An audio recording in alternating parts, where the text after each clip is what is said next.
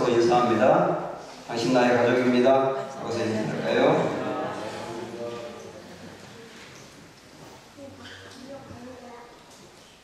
졸작에서 걸작으로 라고 하는 제목입니다.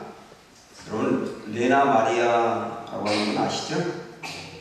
레나 마리아는 태어났을 때 두 팔이 없고 또 한 다리가 없는 채 장애를 갖고 태어났습니다. 그러니까 태어나자마자 그 앞에는 두 개의 운명이 놓여 있었습니다. 하나는 복지공무원이 하는 제안이었는데요. 이 공무원이 부모님에게 이렇게 제안합니다. 당신의 자녀는 1급 장애인입니다. 당신들이 기르기 어렵습니다. 지금부터 우리에게 맡겨주시면 이 사람이 죽을 때까지 우리가 책임지고 기르겠습니다. 그게 공무원의 제안이었습니다. 이 부모는 고민합니다. 공무원의 제안대로 이 아이를 나라에 맡기면 부모가 수고하거나 고통당하는 것은 덜하게 될 겁니다. 근데 그렇게 해야 되는가? 이런 고민이 생깁니다.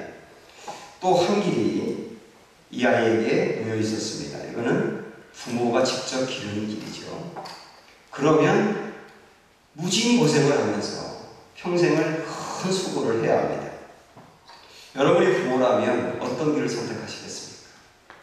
물론 우리는 당연히 부모가 길러야지요 이렇게 쉽게 말할 수 있을지 모르지만은 그러나 절대로 쉬운 문제가 아닙니다.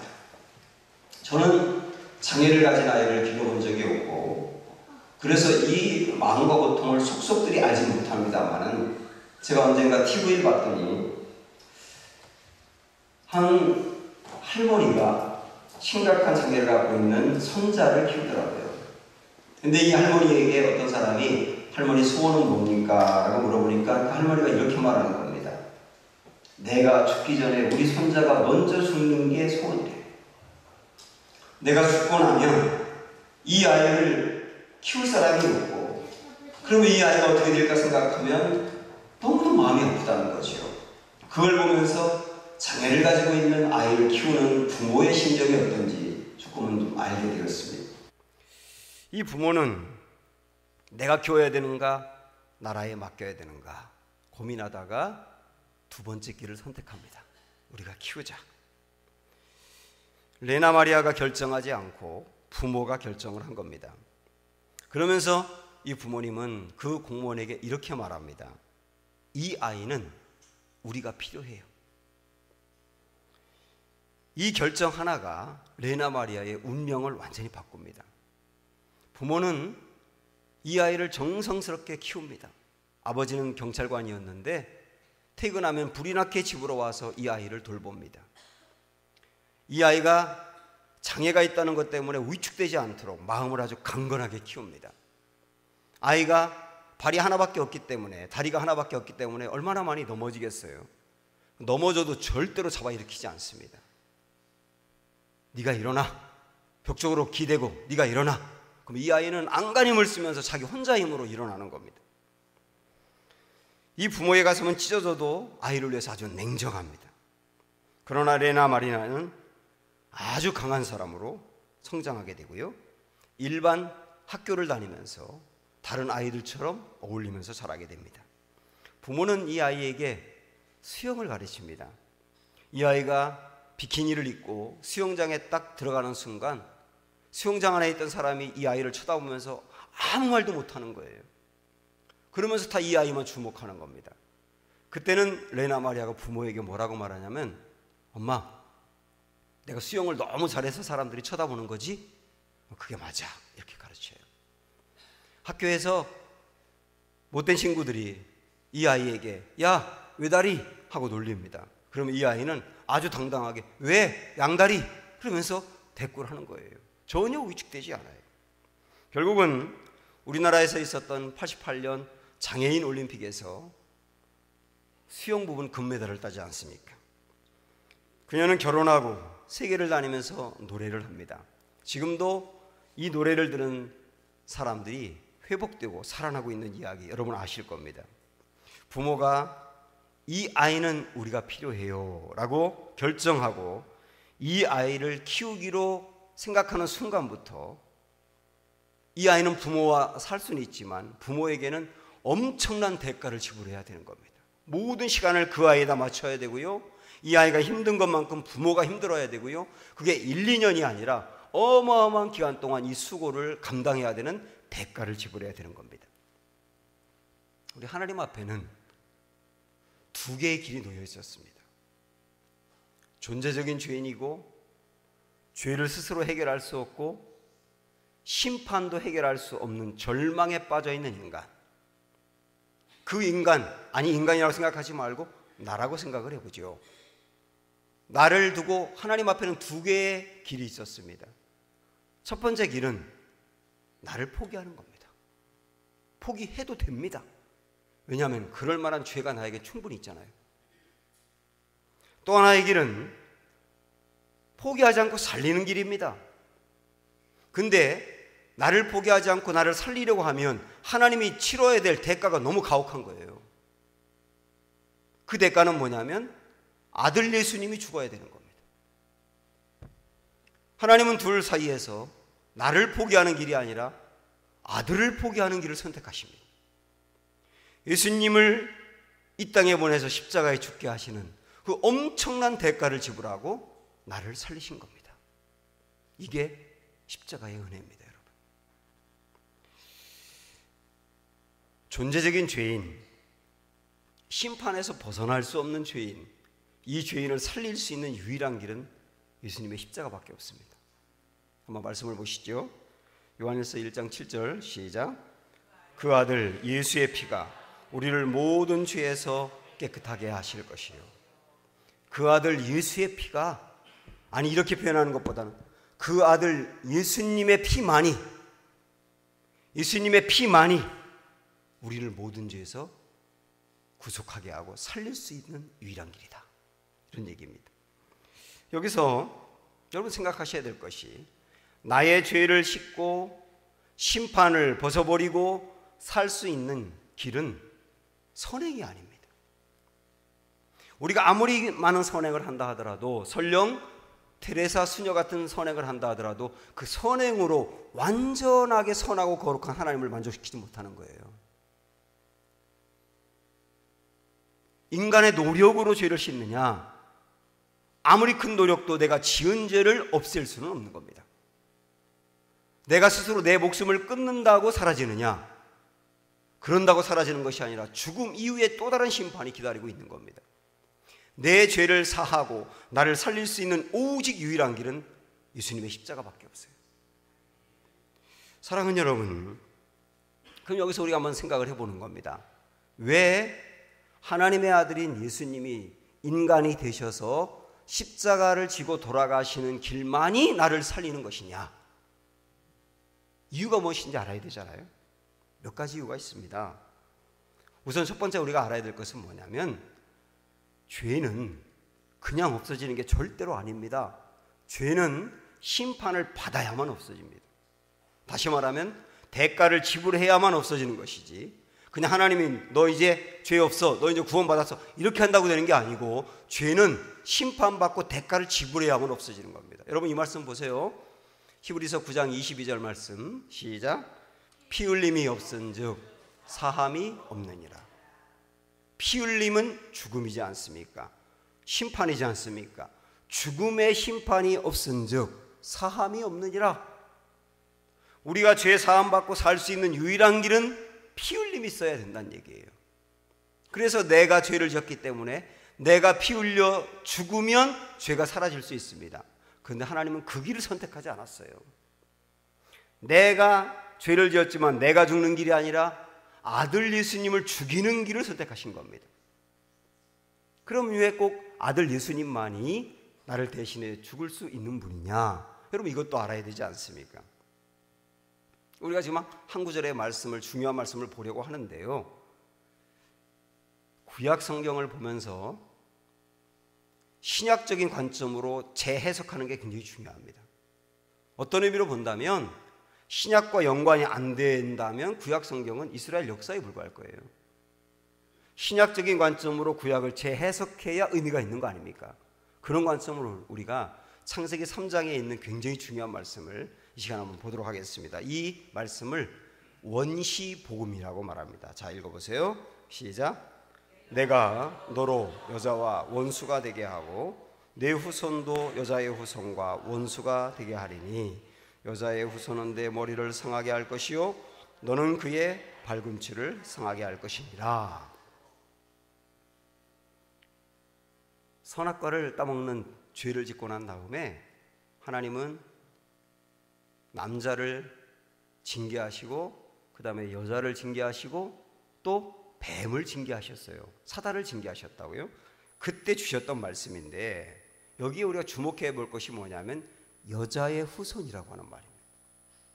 여러분, 보통 이 족보를 이야기할 때 남자의 후손을 얘기하지 않습니까? 아브라함이 이삭을 낳았다 그러지 사라가 이삭을 낳았다고 말하진 않잖아요. 여자가 아이를 낳은 것을 맞아도 족보를 이야기할 때는 남자가 낳은 것으로 이야기하는 게 일방적인 상식이죠. 근데 여기서는 여자의 후손이라고 말하고 있어요. 그러니까 누군가가 여자의 후손이 앞으로 태어날 것인데 그 여자의 후손이 사단으로 상징되는 뱀, 사단을 멸하게 될 것이다. 그러면서 구속이 이루어질 것이라고 하는 말씀을 주고 있거든요, 지금. 근데 여기서 여자의 후손이라고 말했습니다. 여자의 후손이라는 말은 남자와 상관없이 태어나는 분이라 그런 얘기 아닙니까? 그렇지 않습니까? 예수님을 말하는 겁니다. 남자의 어떤 육체적인 것을 빌지 아니하고 그냥 태어나는 존재를 말한다. 그래서 우리 예수님은 어떻게 태어났어요? 성령으로 태어난 거 아닙니까? 여러분, 성령으로 예수님이 태어났다는 게 왜 우리의 구속을 위해서 중요하냐면 우리의 죄를 대신해서 죽어야 되는 분은 죄가 없어야 되잖아요. 죄가 있는 사람은 죄를 대신해 죽을 수 없지 않습니까? 자기 죄 때문에 죽는 거지. 누군가를 대신해 죽으려면 반드시 죄가 없어야 됩니다. 그런데 육체적으로 아담의 후손을 입고 태어나는 사람은 모두 다 죄인이지 않습니까? 그러니까 아담의 후손을 통해서가 아니라 전혀 다른 방법으로 태어나야 됩니다. 그게 길은 성령으로 잉태되는 것밖에 없잖아요. 그래서 이슬람의 마호메트 같은 경우는요, 알라 신에게 회개했다는 내용이 되게 많이 나옵니다. 근데 우리 예수님은 성경을 아무리 봐도 하나님께 회개했다는 내용은 한 군데도 안 나옵니다. 왜? 죄가 없으니까요. 그래서 여자의 후손으로 태어난 예수 그리스도, 죄가 없는 그분만이 나의 죄를 대신할 수 있기 때문에, 그래서 대신 죽어야 내가 살기 때문에 예수님밖에 없는 것이다, 이런 말씀입니다. 또 하나 더불어서 우리가 생각할 것은 뭐냐면, 왜 그러면 예수님이 꼭 인간이 되셨어야 되느냐 하는 것도 같이 생각을 해야 됩니다. 왜 그렇죠? 신이 죽을 수는 없지 않습니까? 하나님이 죽을 수는 없지 않습니까? 하나님이 죽는다면 하나님이 아니잖아요. 그 대신 죽으려면 인간이어야 되는 겁니다. 그래서 하나님이신 예수님이 인간의 몸을 입고 태어날 수밖에 없는 거예요. 여러분, 이거는 우리의 구원을 위해서 굉장히 중요한 것입니다. 그래서 여자의 후손으로 하나님의 아들이 태어난 것, 이걸만 봐도 왜 예수님으로만 구원이 가능하냐, 우리의 죄를 사하기 위해서 왜 예수님이어야 하느냐가 분명하지 않습니까? 또 하나 조금 읽었던 말씀을 놓고 하나만 더 말씀을 드리면요, 우리 지난 시간에 배운 것처럼 우리가 죄를 짓는 것은 존재적인 죄인이기 때문에 그렇다 했습니다. 존재적인 죄인이라고 하는 말은 사단이 붙들고 죄를 짓게 만들기 때문에 죄를 짓는다는 얘기입니다. 여러분, 절대 의지가 약해서 죄를 짓는 게 아니에요. 사단이 죄를 짓도록 조종하기 때문에 죄를 짓는 겁니다. 그래서 구원을 받으려면 단지 하나님의 아들이 이 땅에 오셔서 죽어야만 되는 게 아니라 사단을 멸해야 되는 겁니다. 사단으로부터 우리를 건져내고 그 관계를 단절시켜야만 구원이 이루어지는 거예요. 그래서 오늘 15절의 말씀 여러분 다시 보시면 거기 뭐라고 되어 있냐면, 스크린에 보세요. 여자의 후손은 내 머리를 상하게 할 것이요, 이 말씀이 있는 겁니다. 여기서 말하는 내 머리는 사단의 머리죠. 사단을 완전히 멸하고 사단으로부터 우리를 건져내야만 온전한 구원이 이루어지는 것이다. 그 일을 여자의 후손으로 오실 예수님이 하실 것이다, 그 얘기고, 예수님 어떻게 하셨나요? 실제 하셨지 않습니까? 그래서 요한 1서의 말씀을 보시면 3장 8절에 이렇게 말씀합니다. 요한 1서 3장 8절 시작.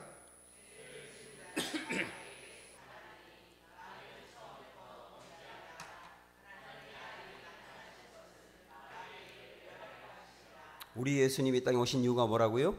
마귀의 일을 멸하려고요. 우리 예수님이 십자가에서 못 박히는 순간 마귀의 일은 멸해진 겁니다. 승리하신 겁니다. 그래서 우리가 온전히 구원받을 수 있는 길이 예수님의 십자가로 인하여 열리게 된 것입니다. 사랑하는 여러분, 아시겠습니까? 왜 예수님으로만 구원이 가능한지, 왜 십자가로만 구원이 가능한지, 왜 예수님의 십자가를 통해서만 구원이 가능한지, 다른 길은 없는 겁니다. 선행이 아닙니다. 이 길만이 있는 겁니다.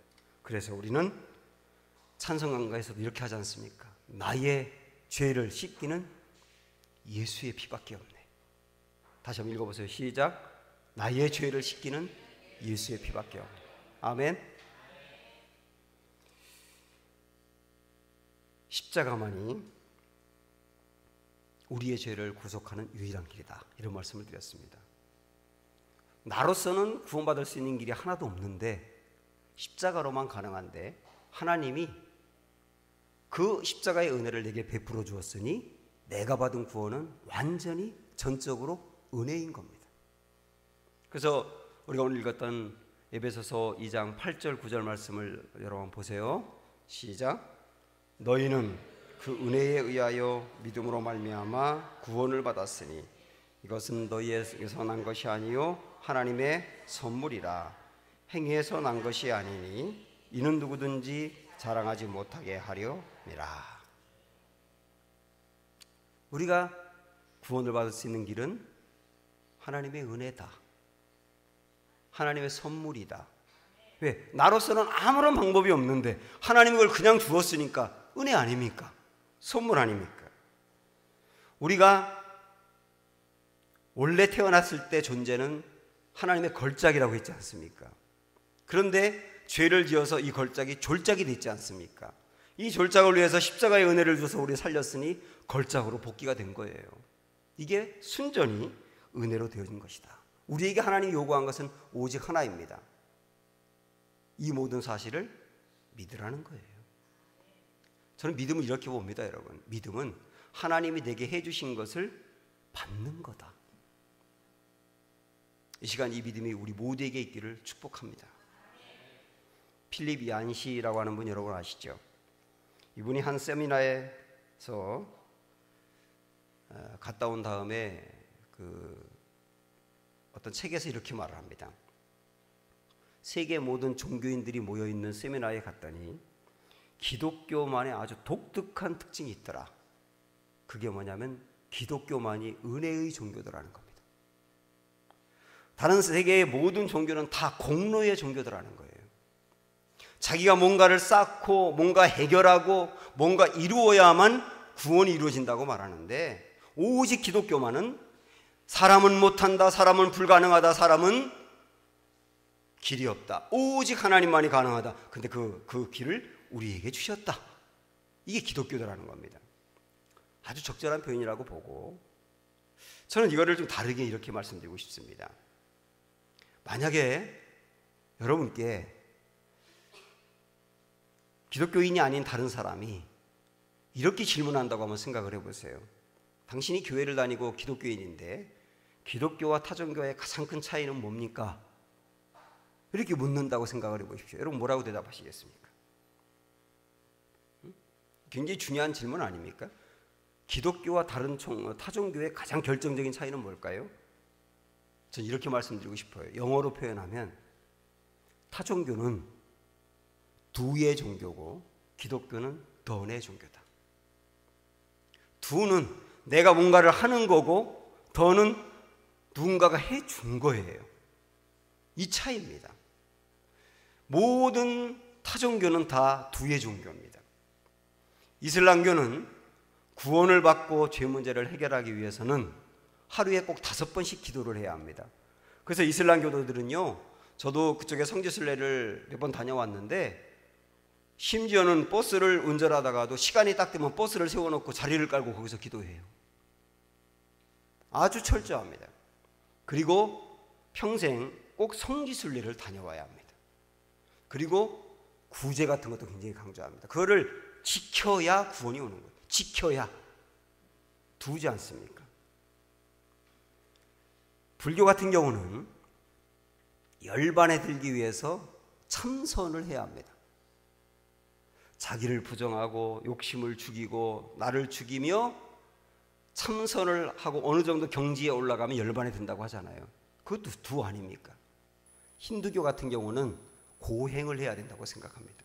그래서 인도의 겐지스강 그 강가에 보면 수많은 고행자들이 모여 있어요. 거기서 그들이 바짝 마른 상태로 수십 일을 금식하면서 자기 자신을 괴롭히는 겁니다. 고행이지 않습니까? 그런 걸 통하여서 구원에 이른다고 생각을 하는 거예요. 세계 모든 종교가 다 그렇습니다. 그러나 기독교는 나는 존재적인 죄인이다. 그런데 이 죄에서 벗어날 길이 없다. 죄에서 벗어나지 않으면 심판이 있는데 심판에서 벗어날 길이 나에겐 없다. 그래서 절망이다 이랬지 않습니까? 그리고 절망하고 하나님 나 좀 도와주세요. 내게 은혜를 베풀어 주세요 라고 소망하는 이들에게 하나님이 해주신 거예요. 두가 아니고 던이란 말입니다. 내가 하는 게 아니라 주님이 하신 거예요. 주님이 아들을 보내셨지요. 주님이 십자가에 못 박히게 했지요. 그 예수님은 십자가에 당신이 십자가 못 박혔지요. 그리고 심지어는 우리 안에 그 믿음까지 성령을 통하여 더해 주셨지 않습니까? 내가 구원을 해서 한 것은 0%예요. 오직 100%다 주님만이 해주신 겁니다. 다 해놓고 받아들여. 그래서 기독교는 던의 종교인 겁니다. 그래서 은혜의 종교인 거고, 그래서 하나님의 선물인 거예요. 사랑하는 여러분, 졸작이었던 우리를 십자가로 걸작 삼아주신 것을 감사하시기 바랍니다. 그래서 오늘 말씀에서도 2장 10절에 보면은 우리는 그의 만드신 바, 제가 수요예배 때도 한번 말씀드렸지만 만드신 바라고 하는 말은 시라는 뜻이에요. 근데 이게 또 다른 의미로는 작품이라는 뜻이에요. 우리는 하나님의 작품. 이 작품은요, 여기서 말하는 10절의 이 작품은 원래 태어난 사람을 말하는 게 아니라 원래 걸작으로 태어났는데 죄로 인하여 졸지게 되었던 사람을 십자가의 은혜로 다시 걸작 만들어줘서 작품 만들었다는 뜻입니다. 우리는 그런 은혜를 받았습니다. 심리학자들은 사람은 절대로 수선은 가능하지만 완전히 재창조되는 것은 불가능하다고 말하지만 성경은 그러지 않습니다. 사람은 수선되는 정도가 아니라 재창조가 된다는 거예요. 무엇으로요? 십자가로요. 왜 재창조가 가능합니까? 우리의 영이 다시 태어나니까. 우리가 완전히 딴 사람으로 태어나니까 우리는 수선 정도가 아니라 재창조가 가능하다는 겁니다. 그러니 걸작이지 않습니까?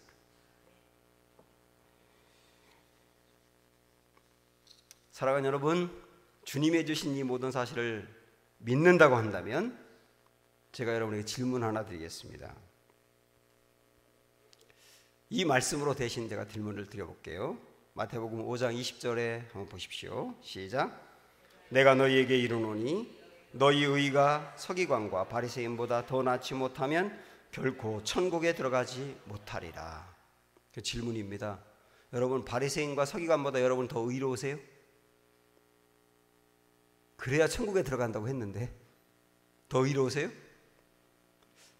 내가 더 의로울 것 같다고 생각하는 분들에게 말씀을 드릴게요. 서기관과 바리새인들의 의의를 한번 들어보십시오.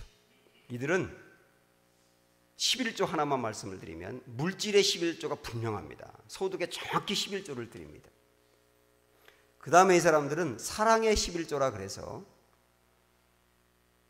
물질의 11조는 10분지를 하나님께 드린 거고 사랑의 11조라 그래가지고 또 10분지를 구제로 합니다.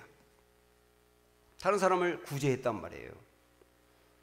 그 다음에 음식의 10분지일 개념으로 철저하게 금식을 했습니다.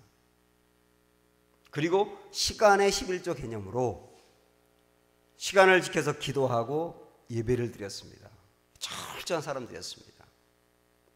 그러면 내가 바리새인보다 더 의롭다고 생각하는 분 한번 손 들어보시죠. 그 장로님들은 드셔야 되는 거 아니에요?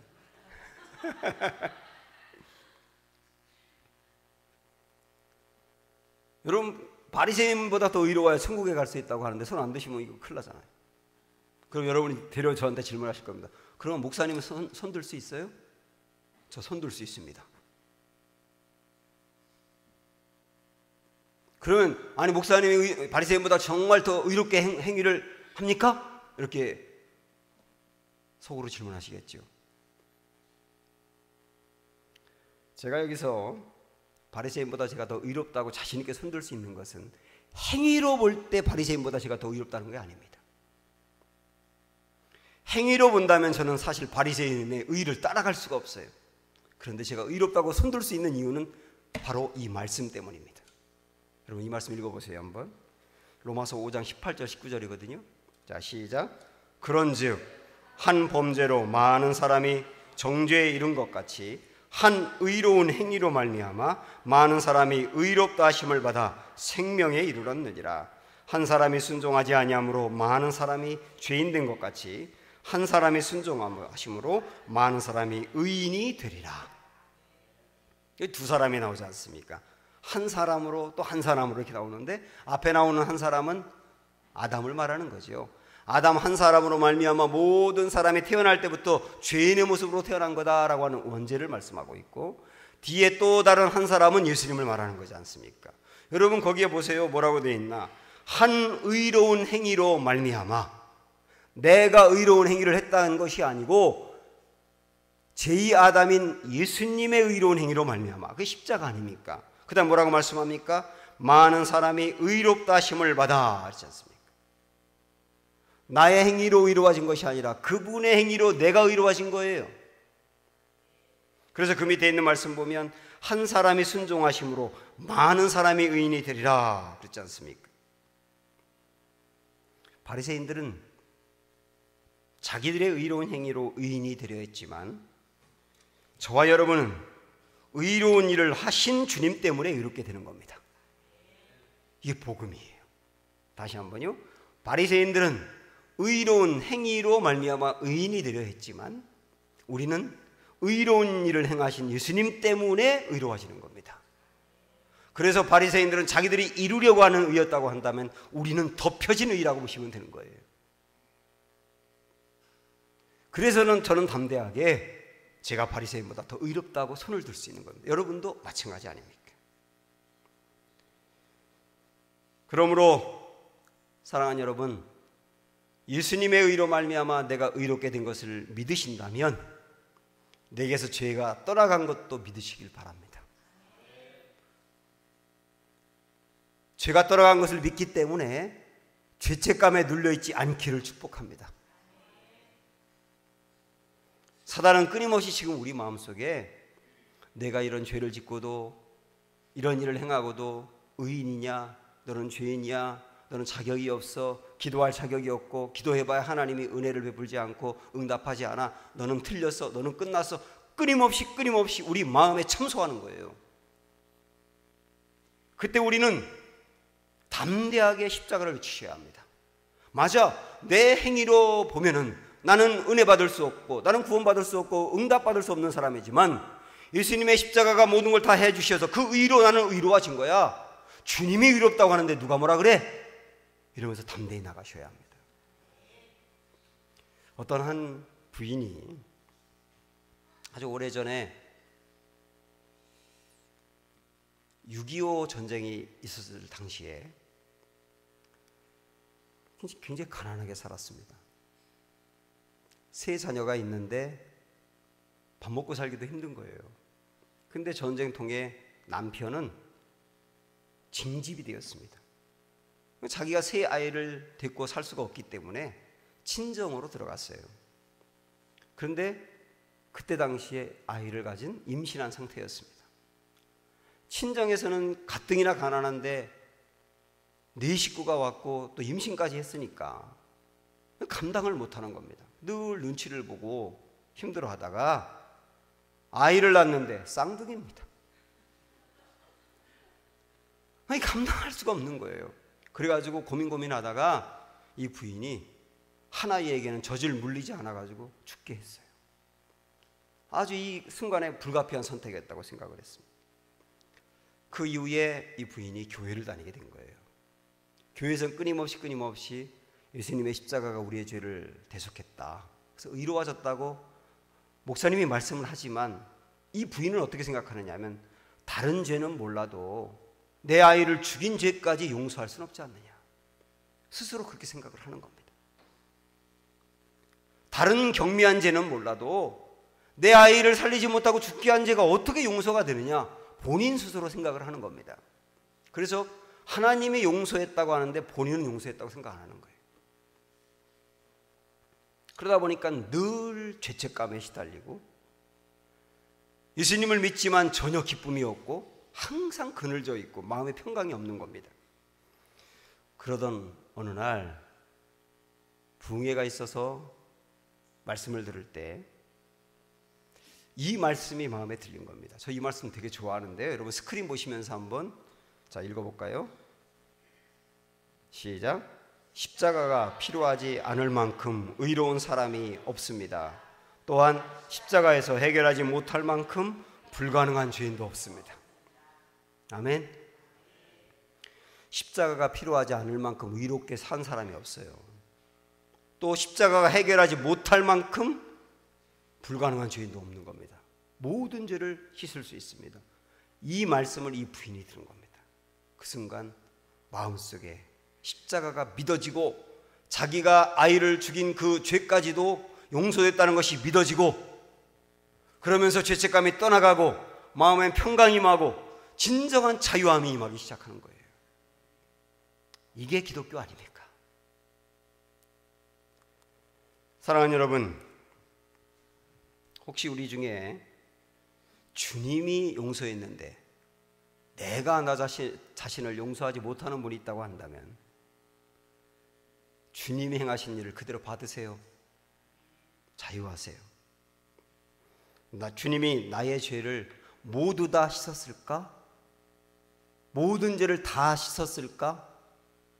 이렇게 생각하는 분들에게 우리 마지막으로 이 말씀 한번 확인해 보도록 하겠습니다. 골로새서 2장 13절 14절. 자, 시작. 또 범죄와 육체의 무할례로 죽었던 너희를 하나님이 그와 함께 살리시고 우리의 모든 죄를 사하시고 우리를 거스르고 불리하게 하는 법조문으로 쓴 증서를 지우시고 제하여 버리사 십자가에 못 박으시고. 너무나 분명하잖아요. 내가 지었던 모든 죄 지우시고 제하시고, 그 다음에 그 죄를 지었던 나는, 옛사람은 십자가에서 못 박게 하시고 그리고 나를 살리셨다. 너무도 분명하게 말씀하고 있지 않습니까? 여러분의 기분을 믿지 말고 말씀을 믿으셔야 합니다. 여러분의 상식을 믿지 말고 말씀을 믿으셔야 합니다. 말씀이 사했다고 하잖아요.